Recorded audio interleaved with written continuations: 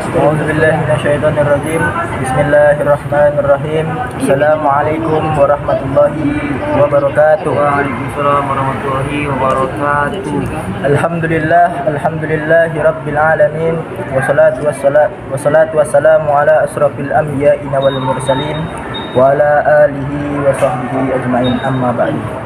Yang pertama-tama, marilah kita panjatkan puja dan puji syukur kita atas kehadirat Allah Subhanahu wa taala, yang mana dengan rahmat dan karunia beliaulah, karena ialah kita dapat berkumpul untuk melaksanakan mengerjakan tugas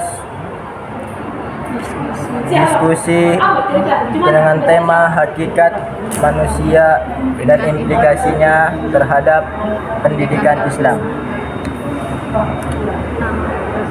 Yang terhormat dosen pengampu Bapak Dr. Lusiono MA, kami dari kelompok 2, saya sendiri yang bernama Amin Agung Sasmito, dan di sebelah saya ada Dara Junita Tanjung, dan sebelah kiri saya ada Ahmadi Ilham Khair. Sekian. Baiklah, kami akan mendiskusikan di sini tentang hakikat manusia dan implikasinya dalam pendidikan Islam. Jadi sebenarnya apa sih hakikat manusia itu sendiri, Kak? Menurut Kak Dara Afjunita Tanjung. Hakikat manusia gitu ya Bang, dalam pendidikan Islam. Iya. Kalau menurut pendapat saya sih, manusia, kalau kita dengar kata manusia gitu kan, itu kayak ya otomatis manusia adalah ciptaan Allah Subhanahu wa taala. Manusia itu berasal dari bahasa Arab, yaitu nasya, yang artinya kan lupa. Makanya manusia itu tidak luput dari dosa, dari lupa. Terus hakikat manusia dalam konsep Islam adalah makhluk yang diciptakan dan memiliki berbagai potensi untuk tumbuh dan berkembang menuju kesempurnaan ciptaan. Sesuai dalam Al-Quran menyebutkan manusia dengan beberapa macam nama, yaitu Al-Absar, Al-Insan, An-Nas, dan Bani Adam. Oh, terima kasih Kak atas penjelasannya. Jadi bagaimana Bang implikasi manusia terhadap pendidikan dalam Islam ini? Baik. Menuju kesempurnaan ciptaan. Sesuai dalam Al-Quran menyebutkan manusia dengan beberapa macam nama, yaitu Al-Absar, Al-Insan, An-Nas, dan Bani Adam. Oh, terima kasih Kak atas penjelasannya. Jadi bagaimana Bang implikasi manusia terhadap pendidikan dalam Islam ini? Baik. Adapun implikasi dan konsep Islam tentang hakikat manusia dalam pendidikan Islam itu ada 5. Ada 5. Pertama, sistem pendidikan Islam itu harus dibangun di atas konsep kesatuan antara qalbiyah dan akliyah. Maksudnya itu hati dan akal gitu. Jadi konsep itu harus didasari dengan hati dan akal. Oh, berarti manusia itu harus berdasarkan akal dan hati gitu Bang ya? Oh, Itu yang pertama gitu. Itu berarti tadi Abang bilang kan ada 5 Bang ya. Jadi itu yang pertama. Jadi yang kedua itu apa Bang? Kalau yang kedua pendidikan Islam itu harus berupaya mengembangkan potensi yang dimiliki manusia secara maksimal. Jadi maksudnya itu segala kemampuan kita yang ada dalam diri kita itu berarti kita harus mengeluarkannya gitu. Jangan kita pendam-pendam gitu. Iya.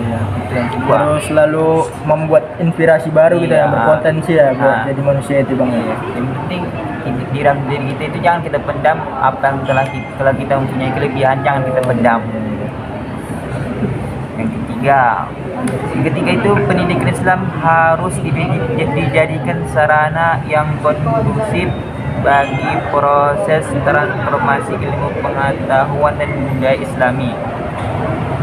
Maksudnya itu pendidikan itu harus menjadi maksudnya apa? Menjadi apa? Tujuan utama kita dalam belajar, dalam kehidupan ini begitu. Jadi kita kan sebagaimana kan dalam hadis kan menuntut ilmu adalah wajib begitu kan. Jadi pendidikan itu wajib lah, tujuan utama kita dalam kehidupan ini.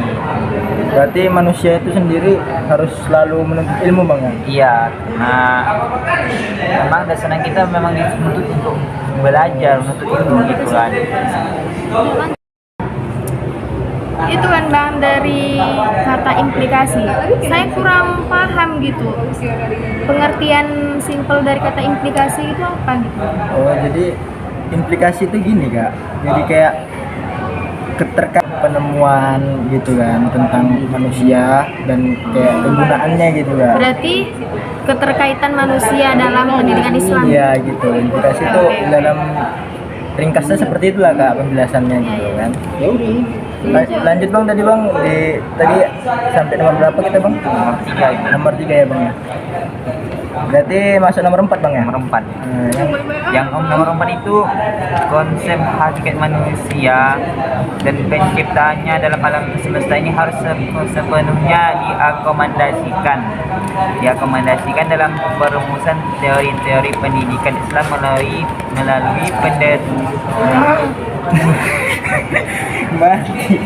melalui pendekatan kewahyuan.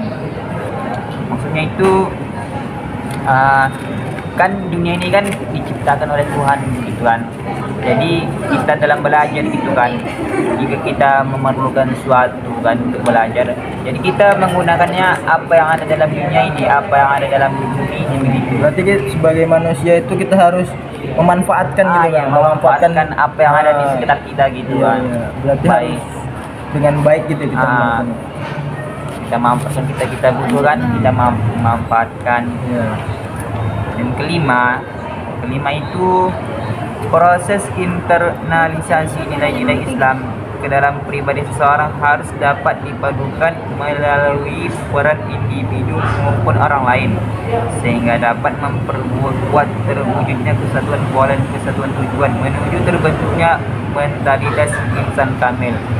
Maksudnya ini setiap pendidikan itu harus ada yang namanya guru dan murid. Kita belajar jangan otodidak gitu, supaya tidak sesat belajarnya dan bisa jadi sanad karena guru dan murid itu. Cukup sekian tentang implikasi. Jadi kak, dari tadi kan kita sudah menjelaskan bahwasanya implikasi hakikat manusia itu apa. Jadi manusia sendiri itu bagaimana proses penciptaannya kak? Proses penciptaan manusia. Iya kak, bagaimana gitu? Menurut saya sih kan bang, dilihat dari proses penciptaannya dalam Al-Quran dijelaskan penciptaan manusia ada 2 tahapan. Yang pertama tahapan primordial. Dalam hal ini manusia pertama kan diciptakan Nabi Adam alaihi salam. Nama lainnya itu min tin, min turab, min syal, min ma'im masnun, yang kemudian dibentuk oleh Allah dengan mengindahkannya. Terus teori yang kedua dengan tahapan biologi. Dalam proses ini manusia diciptakan dari intisari tanah yang dijadikan air mani atau nutfah. Yang kemudian air mani itu tersimpan dalam tempat yang kokoh atau disebut rahim. Itulah proses manusia dari mani ke rahim. Terus rahim itu terbentuk menjadi darah yang beku tersebut. Darah yang beku tersebut kemudian dijadikan segumpal daging dan kemudian dibalut dengan tulang belulang, lalu kepadanya ditiupkan ruh. Kira-kira begitulah proses penciptaan manusia. Jadi fungsi manusia itu apa? Tadi kan setelah proses ini kan penciptaan manusia itu prosesnya karena tadi ada 2 tahapan. Yang pertama dari pertama manusia itu diciptakan adalah Nabi Adam alaihissalam kan. Yang kedua adalah terbuatnya dari air mani atau nutfah tadi kakak bilang ya. Terus Jadi- pertanyaan abang? Setelah diciptakan manusia itu kak, apa gitu fungsi manusia itu diciptakan gitu kak? Fungsi manusia. Iya. Fungsi manusia adalah sebagai hamba Allah, Abdullah. Terus yang kedua, sebagai khalifah Allah. Sabarlah dulu ya nak. Mungkin hanya dua itu sependapat saya. Mungkin ada tambahan dari abang, saya kurang. Tersari. Udah pas bang, pas ini, udah pas. Jadi tujuan atau penciptaan tadi kan yang kakak bilang tadi fungsinya ada dua tadi kan kak, tentang hamba Allah, tentang apalagi satu lagi Khalifah Allah. khalifah Allah ya. Iya. Itu kan tadi fungsinya gitu kan kak. Jadi tentunya ketika manusia itu diciptakan oleh Allah Subhanahu Wa Taala, itu ketika diciptakan tentunya kita mempunyai fungsi dan tugas gitu. Jadi menurut Bang Ahmadi tugas manusia itu apa gitu? Tugas penciptaan manusia itu. Manusia diciptakan apa tugasnya gitu? Jadi tugas manusia dalam hakikat pendidikan Islam itu tak jauh beda dengan fungsi manusia dalam hakikat pendidikan Islam. Berarti dari yang dua itu ya bang? Iya. Dari Abdullah sama khalifah Allah. Iya, saling berkaitan mereka itu. Yang penting tugasnya gitu. Tugasnya itu kayaknya kita disuruh beribadah gitu dalam Islam. Diwajibkan itu beribadah. Menyembah Allah. Iya, menyembah Allah untuk menuntut ilmu gitu. Itu menyiapkan bekal kita nanti di akhirat. Lagipun di samping itu kita tidak boleh mengutamakan akhirat sehingga kita meninggalkan yang dunia ini gitu. Contohnya kita sibuk beribadah sehingga kita jadi jatuh miskin karena tidak bekerja. Tidak boleh, kita harus bekerja juga untuk kebutuhan dunia kita ini. Begitulah itu tugas manusia tuh. Mungkin ada tambahan kepada saudara-saudari? Sudah cukup. Cukup. Oke, selanjutnya kak, pertanyaannya apa sebutan manusia di dalam Al-Quran itu? Sebutan lain manusia dalam Al-Quran yaitu al-insan. Satu. Jadi sebenarnya ada berapa kak? Apakah cuma satu atau berapa gitu? Ada Kak? empat. Ada empat ya? Saya di sini saya akan menjelaskan tentang al-insan dulu ya bang. Kata al-insan digunakan dalam Al-Quran untuk menunjukkan manusia, menunjukkan totalitas manusia sebagai makhluk jasmani dan rohani. Itu yang pertama bang. Terus yang kedua itu adalah An-Nas. Kata An-Nas sendiri dinyatakan dalam Al-Quran sebanyak 240 kali dan tersebar dalam 53 surah ayat. Terus Bani Adam. Kata Bani Adam ditemukan sebanyak 7 kali dan tersebar dalam 3 surat. Secara etimologi, kata Bani Adam menunjukkan arti pada keturunan Nabi Adam. Kita kan nenek moyang kita Nabi Adam gitu. Udah itu aja sih bang menurut saya. Itu aja. Seperti kamu dan kayak yang selesai Baiklah. tanpa dimulai. Mungkin sampai di sinilah hasil diskusi kami tentang Hakikat manusia dan implikasinya terhadap pendidikan Islam. Sebelumnya kami minta maaf jika terdapat banyak kesalahan dalam pembuatan diskusi ini. Kami akhiri. Aku lagi ngirim cowok. Assalamualaikum warahmatullahi wabarakatuh.